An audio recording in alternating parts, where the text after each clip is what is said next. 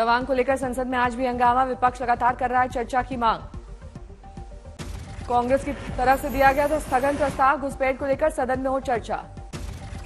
राज्यसभा में तवांग मुद्दे पर शोर शराबा, सभापति धनंजय धनखड़ ने जताई आपत्ति। कांग्रेस ने राज्यसभा में दिया था स्थगन प्रस्ताव, मल्लिकार्जुन खड़गे ने कहा चर्चा से बच रही सरकार, विपक्ष को बोलने का मौका नहीं। तवांग के मुद्दे पर चर्चा के लिए थे 9 नोटिस, विपक्ष ने किया सदन का बहिष्कार। संसद की कार्रवाई शुरू होने से पहले केंद्रीय मंत्री अनुराग ठाकुर ने विपक्ष पर साधा निशाना, सेना के अपमान का आरोप। इंडिया टुडे कॉन्क्लेव में विदेश मंत्री एस जयशंकर ने कहा पाकिस्तान से कभी कोई उम्मीद नहीं थी। एस जयशंकर ने राहुल गांधी के बयान पर कहा आप चीन को वास्तविक सीमा रेखा बदलने नहीं देंगे।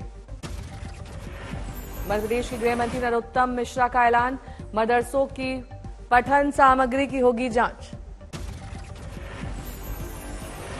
कांग्रेस विधायक आरिफ मसूद ने कहा मदरसों के साथ सरस्वती शिशु मंदिर की भी हो जांच।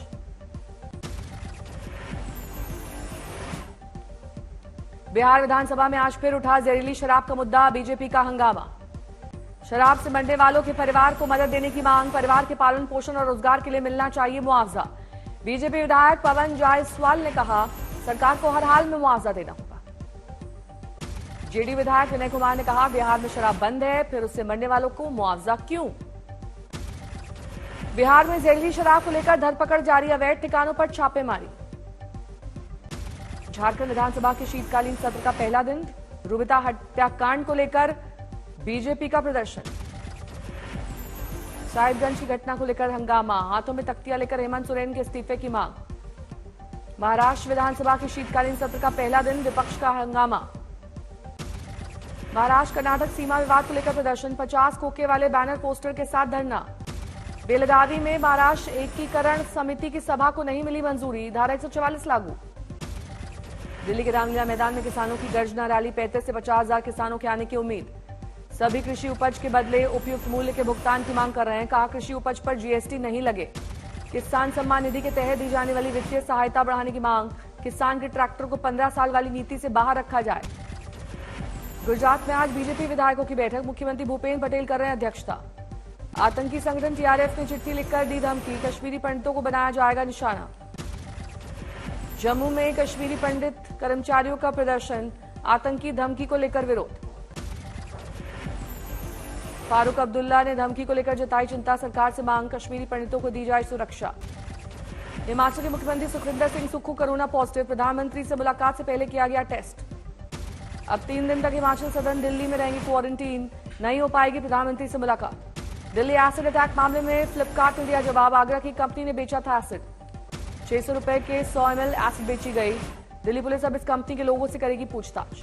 बरेली में पुलिस अधिकारियों को आईजी ने जारी किए निर्देश, चौराहे पर बनी चौकियों पर बैठकर जनता की शिकायत सुनेंगे एसपी और सीओ।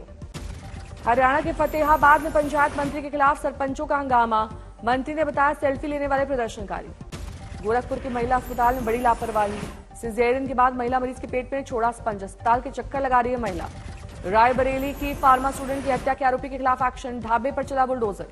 सीहोर में रेटी क्रिकेट टूर्नामेंट में अलग अंदाज में दिखे सीएम, क्रिकेट खेलकर खिलाड़ियों की हौसला अफजाई। मिर्जापुर फेक एडमिशन मामले में आईटीआई कॉलेज ढेड़ा का पूर्व मैनेजर गिरफ्तार, दाखिले के नाम पर छात्रों से वसूले 12 लाख, 57 छात्रों को लगाया चूना।